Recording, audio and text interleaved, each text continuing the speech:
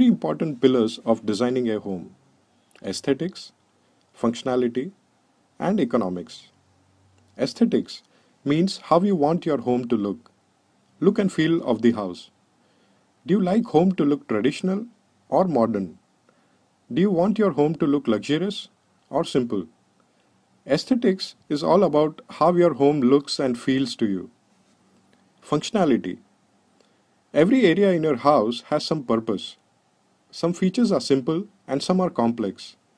For example, in general, furnishing a bedroom is fairly easier compared to a kitchen or a bathroom. There are a lot of things and activities that go on inside kitchen and bathroom. It has to handle so many things correctly.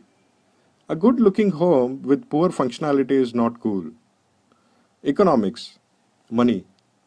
How much money you are able to spend decides what kind of material and technology that can be used inside your home. Flooring can be done using vitrified tiles or Italian marble. Cost varies.